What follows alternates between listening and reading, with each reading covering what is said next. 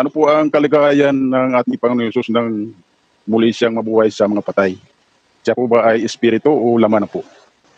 Alam mo kapatid,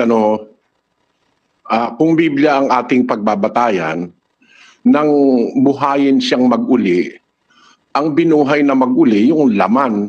Kasi yun ang namatay siyempre yun ang bubuhaying mag-uli. Kaya nung puntahan ni Maria Magdalena at saka nung mga apostol, wala na ron sa libingan. Ibig sabihin, yung laman na namatay, yun ang binuhay. Di ba ganun ang logic nun? Kung alin yung namatay, yun ang binuhay. Kaya nga sabi, binuhay na mag-uli. Kaya nga hindi nakakita yun ng kabulukan Hindi nabulok yung laman na yun Basahin natin ang aklat ng Gawa. Pakinggan mo kapatid. Ang bersikulo ay 20, umpisa natin sa mas maaga. 2:25, kapatid na Daniel. Sapagkat sinasabi ni David tungkol sa kanya, nakita kong lagi ang Panginoon sa aking harapan, sapagkat siya'y nasa aking kanang kamay upang huwag akong makilos. Dahil dito'y nagalak ang aking puso at natuwa ang aking dila. Pati naman ang aking laman ay mananahan sa pag-asa. Sapagkat hindi mo iiwan ang kaluluwa ko sa Hades, ni titiisin man na ang iyong banal ay makakita ng kabulukan. Ipinakilala mo sa akin ang mga daan ng buhay. Pupuspusin mo ako ng kagalakan sa harap ng iyong mukha. Mga kapatid, malayang masasabi ko sa inyo ang tungkol sa patriarkang si David, na siya'y namatay at inilibing at nasa atin ang kanyang libingan hanggang sa araw na ito. Palibhasa nga'y isang propeta at sa pagkaalam na may panunumpang isinumpa ng Diyos sa kanya, na sa bunga ng kanyang baywang ay iluluklok niya ang isa sa kanyang luklukan. Palibhasa'y nakikita na niya ito ay nagsalita tungkol sa pagkabuhay na mag-uli ng Kristo, na siya'y hindi pinabayaan sa Hades, ni ang kanyang katawan ay hindi nakakita ng kabulukan. Tingnan mo kapatid nagsalita si David sa awit. Ang aakalain ng isang magbabasa, kung hindi mo naintindihan, akala mo ang sinasabi niya sa kanyang sarili. Pero nagsalita siya through the inspiration of the Holy Spirit. Doon sa 25, sinasabi ni David tungkol sa kanya. Yung kanya ron, tungkol kay Kristo yon. Nakita kong lagi ang Panginoon sa aking harapan sapagkat siya'y nasa aking kanang kamay upang huwag akong makilos. Sa 26, dahil dito'y nagalak ang aking puso. Ito sinasabi ni David tungkol kay Kristo, hindi sa kanyang sarili. Bakit? Ang sabi ng nakasulat sa Gawa ay ang patriarkang si David, sabi ni San Pedro. Si Pedro ba ang nagsasalita dyan, kapatid na pakitingnan mo lang Ang sabi, ang ating patriarkang si David, malayang masasabi ko, na siya'y namatay, nilibing, at naririto sa atin ang kanyang libingan hanggang sa araw na ito. Ibig sabihin, hindi nabuhay si David. Talagang yung katawan ni David nabulok sa Hades, sa libingan. Pero ang ibig niyang sabihin doon ay 31, palibhasa nga'y sa 31 na lang, palibhasa ay nakikita na niya ito na nagsalita tungkol sa pagkabuhay na mag-uli ng Kristo, na siya'y hindi pinabayaan sa Hades, ni ang kanyang katawan ay hindi makakita ng kabulukan. Kaya ang tinutukoy na hindi maiiwan sa Hades, hindi mabubulok yung kanyang katawan, ay ang katawan ng Panginoon Kristo. Pero yung katawan ni David na nagsabi nito ay nasa libingan, at hanggang ngayon, sabi ni San Pedro, nasa atin ang kanyang libingan. Ibig sabihin, nabulok si David sa libingan. Alin ang hindi nabulok? Yung katawan ni Jesus, yun ang binuhay na mag-uli. Kaya kung makikita mo, kapatid, na ito parang regalo ko sa iyo sa birthday mo. Ito regalo ko, pakinggan mo.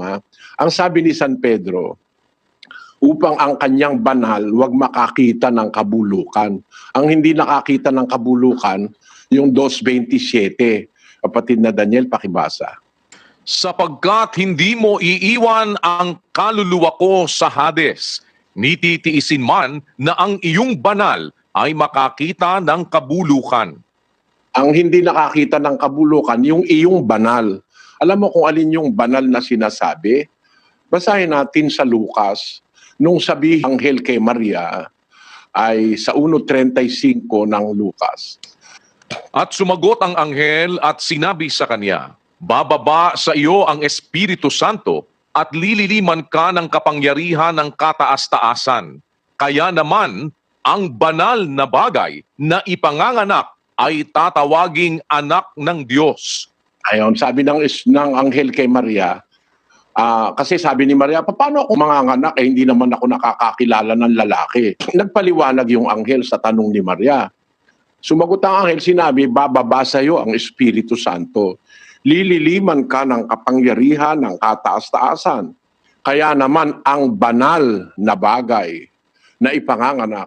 Doon sa Griego, yung salita roon, kung ilalagay mo, wala namang nakalagay na bagay eh. Ang nakalagay doon, hageos. Pakilagay mo nga yung Greek 40 o 60 ba yun? O 40. Ang hageos, ang banal, walang nakalagay na bagay. Ang sabi, ang banal na ipanganganak ay tatawaging anak ng Diyos. Hindi lang napapansin yan kasi ang nag-translate, dinagdagan ng salita, nilagyan ng bagay. Pero talagang nakasulat dyan, ang banal na ipanganganak. So yung ipapanganak ni Maria, ang tawag ng Diyos doon, banal. Yun mismo yung banal na sinasabi sa Gawa 2:27 na hindi mo iiwan ang kaluluwa ko sa Hades, ni titiisin man na ang iyong banal ay makakita ng kabulukan. So ang banal na hindi nakakita ng kabulukan, yung ipinanganganak ni Maria. Yon. Hindi tao yon, banal ang tawag doon ng Diyos. Banal ang tawag nung anghel doon. Banal din ang tawag doon ni Propeta David. Hindi basta tao yun kundi banal yon ang tawag doon. Yun yung katawan ng ating Panginoon Kristo. Ngayon, ang tanong ni kapatid na Ben Prio, pinatay siya sa laman, binuhay sa Espiritu. Ano ba ang kalagayan ng Panginoong Hesus nang mabuhay na siya mag-uli? Pinaliwanag yan ng mga apostol. Ang mga iglesia ni Kristo, ang ibig nilang sabihin, nung mabuhay siya mag-uli, laman pa rin siya, laman. Kaya nga sinabi niya kay Tomas, tingnan mo ako. Ako rin, ang isang espiritu, walang laman at mga buto na gaya ng iyong nakikita na nasa akin. Yan ang ipinagtitindihan ng mga manalista para sabihin, si Kristo, pagkatapos na mabuhay mag-uli, tao pa rin. Meron lang hindi naintindihan si Manalo sa punto na yan. Kapatid, gusto ko lang na pati ang Iglesia ni Kristo makinabang sa ating Bible exposition. Nung mabuhay na mag-uli ang Panginoong Hesus, ang nabuhay, yung kanyang laman. Yung namatay, yun ang nabuhay. Yun ang logic Kung siyempre, kung alin yung namatay, yun ang dapat na mabuhay mag-uli. Ngayon, nung mabuhay siya, meron siyang laman, may buto siya. Nakain pa nga siya pagkatapos niyang mabuhay na mag-uli. Basahin natin ang Gis 39 ng Gawa, kapatid na Daniel. At mga saksi kami sa lahat ng mga bagay na ginawa niya sa lupain ng mga Hudyo at sa Jerusalem, na siya na may kanilang pinatay, na siya'y ibinitin sa isang punong kahoy. Siya'y muling binuhay ng Diyos ng 3 araw at siya'y itinalagang mahayag. Hindi sa buong bayan, kundi sa mga saksi na hinirang ng Diyos ng una, sa makatwid bagay sa amin na nagsikain at nagsiinom na kasalon niya pagkatapos na siya'y muling mabuhay sa mga patay. Nabuhay pala siya, kumakain pa rin siya, umiinom pa rin. O ganun ang kalagayan, sinasabi ng Biblia. Meron siyang katawan, yung nabuhay niyang katawan, kumakain pa rin at umiinom. Yun naman ay hindi imposible, kapatid na Ben Prio. Kasi, nang mamatay si Lazaro, yung katawan niya, yun ang namatay. Binuhay siya uli ni Kristo. Nandun sa 11 ng Juan yun Pagkabuhay na maguli ni Lazaro, nakatali siya, kinalaga nila. Siyempre, mahina siya. 4 na araw na siyang patay nung buhayin siya. Alam mo nangyari. Basahin natin ang 44 ng Kapitulo 11, kapatid na Daniel. Siya na patay ay lumabas, na natatalian ang mga kamay at mga paa ng mga kayong panglibing. at ang kanyang mukha ay nababalot ng isang panyo. Sinabi sa kanila ni Jesus, siya'y inyong kalagan at bayaan ninyo siyang yumaon. Marami nga sa mga Hudyo ang nagsiparoon kay Maria at nangakakita ng ginawa niya ay nagsisampalataya sa kanya. Kung mapapansin nyo, si Lazaro namatay din, siya mismo yung binuhay kasi may nakatali pa nga yung kanyang kamay at paa ng kayong panlibing. No? At mayroong isang pagkakataon na pinakain siya para para siya'y lumakas. So yung nabuhay na mag-uling katawan, pwede pa yung kumain. Ang pinapunto ko ay posibilidad sa isang namatay na katawan, pag nabuhay, kumain uli. Kasi nga nabuhay nung bago mamatay yung kumakain yun nung binuhay, siyempre pwede pa rin kumain yun. Nangyari yon sa Panginoong Jesus. Kapatid, ang hindi na ituro ni Manalo sa kanyang mga mga kasama, na pagkatapos nung 40 araw na kasama siya ng mga apostol, kumakain pa siya, umiinom pa siya. Pagkatapos noon, papanhik na siya sa langit. No? Pero nung papanhik na siya sa langit, yung katawan na yon, maaalis yun, mababago yun. Yung katawan na yon, bago pumanik sa langit, babaguhin yun. Yun ang tinuturo ng mga apostol. Basahin natin ang unang Korinto, Kapitulo 15, versikulo 50. Pakinggan mo ha. Sinasabi ko nga ito, mga kapatid, na ang laman at ang dugo ay hindi makapagmamana ng kaharian ng Diyos, ni ang kasiraan ay magmamana ng walang kasiraan. Narito, sinasaysay ko sa inyo ang isang hiwaga. Hindi tayong lahat ay mga tutulog, ngunit tayong lahat ay babaguhin. Sa isang sandali, sa isang kisap mata, sa huling pagtunog ng pakakak, sapagkat tutunog ang pakakak at ang mga patay ay mga bubuhay na maguli na walang kasiraan at tayo'y babaguhin. Yun. Pagkatapos pala ng pagkabuhay na mag-uli, kapatid, ang mga Kristiyanong maliligtas, bago pumasok sa langit, babaguhin na, aalisin na yung katawan. Kasi sabi ng Apostol Pablo, sinasabi ko sa inyo, ang laman at ang dugo hindi makakapasok sa kaharian ng Diyos. Ni ang may kasiraan ay magmamana ng walang kasiraan. Isip ka dyan, kapatid na Ben Prio, no? At lahat nung naimpluwensyahan ni Manalo. Kasi kay Manalo, si Kristo na buhay na mag-uli, tao, abay pumasok sa langit tao pa rin na may laman at buto.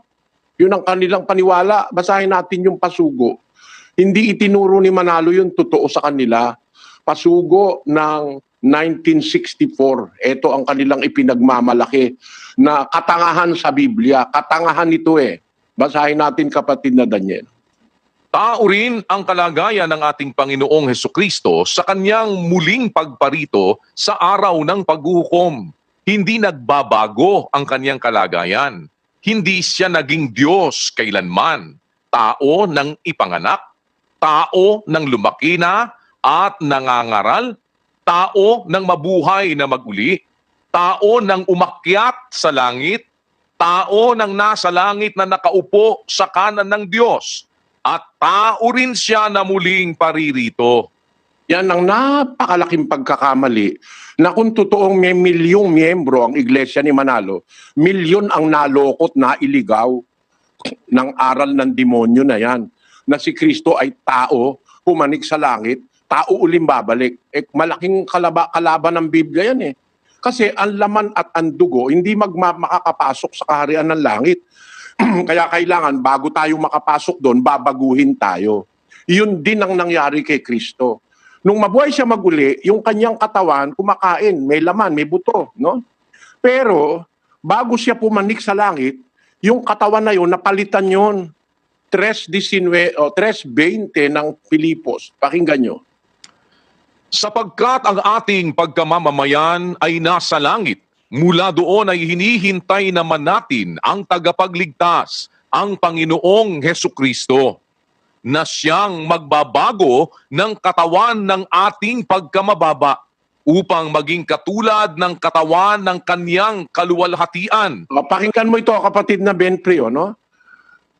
Ang ating pagkamamamayan, our citizenship, Sabi ni Pablo sa mga unang Kristiyano, ang pagkamamamayan natin nasa langit, we will be inhabitants or citizens of heaven. Yun ang final destination ng mga Kristiyanong maliligtas. Kaya, kung ang ating pagkamamamayan nasa langit, pupunta tayo ron sa langit. Mula doon sa langit, hinihintay natin ang tagapagligtas. Kasi yung tagapagligtas pumanik sa langit, ang ating Panginoon Kristo. Ano ang sabi niya sa 21? Pagbalik niya, siyang magbabago ng katawan ng ating pagkamababa. Babaguhin niya pala yung ating katawan, no? Upang maging katulad ng katawan ng kanyang kaluwalhatian. Aba, para pala tayo makapasok sa langit, babaguhin tayo. Paano pang pagbabago? Gaya rin ng kanyang pagbabagong naranasan para maging katulad ng katawan ng kanyang kaluwalhatian, yung kanyang glorious body. Yung bang glorious body niya, yung nabuhay na maguli sa mga patay? Hindi yun ang glorious body. Yung glorious body, yung ipapanhik niya na sa langit. Kasi kailangan ng palitan itong katawang ito na nasisira ng katawang hindi na masisira. Yun ang sinasabi ni Pablo. Hindi tayong lahat matutulog o mamamatay.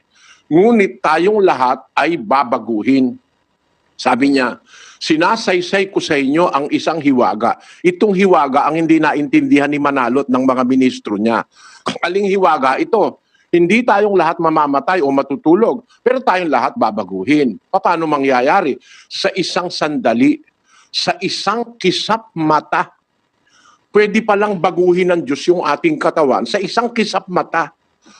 Kaya yung katawan ni Kristong nabuhay na maguli sa mga patay, na ginamit niya pa habang nandito siya sa lupa. 40 araw pa kasi siya bago pumanik sa langit eh.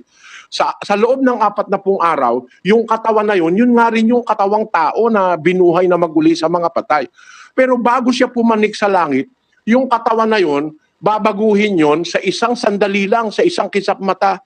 Pakinggan mo kapatid kung ano ang nangyari sa ating Panginoong Kristo, ano? Eto, kaya ako nagtitiwala, hindi yung katawang tao ang pumanik sa langit kasi pwedeng baguhin ng Diyos yun sa isang kisap mata bago siya makapasok sa langit, babaguhin yun. 15:39 ng Korinto. Pakinggan mo kapatid ha. Hindi ang lahat ng laman ay magkasing isang laman, kundi may laman sa mga tao at ibang laman sa mga hayop at ibang laman sa mga ibon at ibang laman sa mga isda. Mayroon namang mga katawang ukol sa langit at mga katawang ukol sa lupa. Datapwat iba ang kaluwalhatian ng ukol sa langit at iba ang ukol sa lupa. Pakinggan mo kapatid ha. Sabi ni Pablo, may katawan ukol sa langit. Para pumunta ka sa langit, bibigyan ka nung katawang ukol sa langit. Para rin may katawang ukol sa lupa, kagaya nitong ating katawan ngayon, na nasusugatan, kailangang kumain, nagkakasakit. May katawang ukol sa lupa. Pero may katawan ding ukol sa langit. Anong sabi ni Pablo? 49. At kung paanong tinaglay natin ang larawang ukol sa lupa, ay tataglayin din naman natin ang larawang ukol sa langit. Kita mo kapatid? Kung paanong meron tayong katawan o larawang ukol sa lupa, para ka makapanhik sa langit, tataglayin mo rin yung katawang ukol sa langit o larawang ukol sa langit. Ibig sabihin nun, kapatid na Benprio, pag nabuhay ka maguli, ang magagawa ng Diyos bago ka pumasok sa langit, yung katawan mong nabuhay na maguli na galing sa alabok, mapapalitan nyo ng Diyos ng katawang ukol sa langit sa isang kisap mata, sa isang sandali. At magaganap yun doon sa araw ng huling pagtunog ng pakakak, ang sabi ni Pablo, the last trump. Mapapalitan ng ating katawan nung katawang ukol sa langit. Ganun ang nangyari sa ating Panginoon Kristo. Bagaman nung mabuhay siyang maguli, yung paring katawan niyang tao na may laman, may buto, kumakain. Pero bago siya pumasok sa langit, napalitan na yon ng katawang ukol sa langit. Espiritu na yon kapatid. Espiritu na yon. Hindi naman pwede sa langit ang laman eh. Sabi nga niya doon sa 50, ang laman at dugo hindi makakapagmana ng kaharian ng Diyos. Hindi pwedeng pumasok sa langit yung laman at saka yung dugo, yung buto. Kaya para sabihin mo, si Kristo pumanik sa langit, tao pa rin, tapos babalik pa rin tao. Maling doktrina ni Manalo yan. At yung doktrina ng Iglesia Katolika na si Maria raw, nung mamatay, dinala pati ang katawan sa langit, body and soul. Si Papa Pio 12 ang may sabi. Sa Modern Catholic Dictionary, sa page 45, ito ang sabi rito. Ito'y librong katoliko, many hill obstat ito, at saka may imprimatur ito. Autorisado ito, no? Ano ang sabi dito sa Modern Catholic Dictionary, kapatid na Daniel, tungkol sa assumption? Assumption, the doctrine of Mary's entrance into heaven, body and soul, as defined by Pope Pius XII in 1950. The dogma declares that Mary, the Immaculate, perpetually Virgin Mother of God, after the completion of her earthly life, was assumed body and soul into the glory of heaven. Nako, patawarin ka nawa. Napakarami mong nailigaw. Biro mo si Maria raw dinala sa langit, body and soul. Para sabihin mo, yun mismong katawan ng dadalhin sa langit, parang si Kristo. Abay, matinding katangahan sa Biblia yan. Sabi ni Pablo isang hiwaga ito na mangyayari. Hindi maaaring ang laman at ang dugo magmana ng kaharian ng Diyos. Kaya bago ka pumasok sa langit, papalitan yan, yung katawan na yan. Eksaktong nangyari yan sa Panginoong Jesus. Bagaman meron siyang katawan na may laman, may dugo, kumakain. Lahat ng consequences ng maintaining a body of flesh and bones, naranasan ni Kristo at saka naranasan ni Maria. Pero hindi yun po pwedeng ipasok sa langit yung katawan na yun. Napapalitan yun, papalitan ng Diyos yun. Sa isang sandali, sa isang kisap mata, mapapalitan ng Diyos yun. Kaya nga si Kristo, nang papanhik na siya sa langit, 40 araw at 40 gabi siya, pagkatapos niyang mabuhay, nandito pa siya sa lupa, 40 days and 40 nights. Basahin natin ang gawa ng mga apostol. 1:3. Nasa kanila na may napakita rin siyang buhay sa pamamagitan ng maraming mga katunayan pagkatapos na siya'y makapaghirap na napakikita sa kanila sa loob ng 40 araw at nagpahayag ng mga bagay tungkol sa kaharian ng Diyos. Pagkatapos na siya'y maghirap at mabuhay siya sa mga patay, napakita siyang buhay. Nakasalo-salo ng mga apostol, nagtuturo sa 40 araw pa. Kaya ang nangyari, nung papanhik na siya sa langit, nakikita ng mga apostol yung kanyang pagpanik Kasi meron siyang katawang nakikita Pero merong magaganap doon na ipinaliwanag ng mga apostol, gaya ni Pablo, na yun, bago pumasok sa langit, binago yun. Tapos sasabihin ni Manalo, tao siya nung pumanik sa langit. Sino may sabi sa'yo? Ang katunayan, kapatid, pakinggan mo ito. Sa 2 Korinto, sa Kapitulo 3, ang sabi ng Apostol Pablo, sa 3 at versikulo 15, Datapwat hanggang sa araw na ito, kailanmat binabasa ang mga aklat ni Moises, ay may isang talukbong na nakatakip sa kanilang puso. Ngunit kailanmat magbalik sa Panginoon, ay maaalis ang talukbong. Meron palang mga tao, yung mga Hudyo, pag nagbabasa ng aklat ni Moises, may talukbong ang puso, kaya hindi nila naiintindihan Pero kung magbabalik ka sa Panginoon, maaalis ang talukbong. Sino yung Panginoon na yun na tinutukoy? Pagka bumalik loob ka sa Panginoon, maalis yung talukbong mo sa iyong puso. Itaas natin yung bersikulo. Datapwat ang kanilang mga pag-iisip ay nagsitigas, sapagkat hanggang sa araw na ito, pagka binabasa ang matandang tipan, ang talukbong ding iyon ay nananatili na hindi itinataas, na ito'y naalis sa pamamagitan ni Kristo. Yan, ang nakakaalis ng talukbong ang Panginoon Kristo. Yung mga Hudyo, pag binabasa yung aklat ng matandang tipan, gaya rin ng mga Sabadista ngayon, may talukbong, kaya hindi nila maintindihan buo. Pero yun kang talukbong na yun, naaalis sa pamamagitan ni Kristo. Basahin ngayon natin ang 16, kapatid na Daniel. Ngunit kailanmat magbalik sa Panginoon, ay maaalis ang talukbong. Ayun, pag nagbalik ka sa Panginoon o kay Kristo, maalis ang talukbong. Tuloy, 17. Ngayon, ang Panginoon ay siyang Espiritu, at kung saan naroroon ang Espiritu ng Panginoon, doon ay may kalayaan. Ayan. Ang sabi ng Apostol Pablo, pag nagbalik ka sa Panginoon, maaalis yung talukbong. Sabi niya, ngayon, ang Panginoon ay Espiritu. Nilagyan lang nila ng siyang Espiritu. Pero kung sa Grego mo babasahin, ang nakalagay diyan ay, now the Lord is that Spirit. And where the Spirit of the Lord, there is liberty. Yung Panginoon na nag-aalis ng talukbong, yun ay Espiritu. Ewan ko lang kung may ibang translation na mas maganda sa Tagalog. Kasi dapat ang pagkakasali nun, ang Panginoon na tinutukoy niya, yun yung Panginoong nag-aalis ng talukbong, yun ay Espiritu.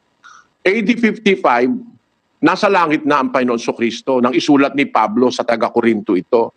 Ang sabi niya, ngayon, dapat i-consider natin yung time element.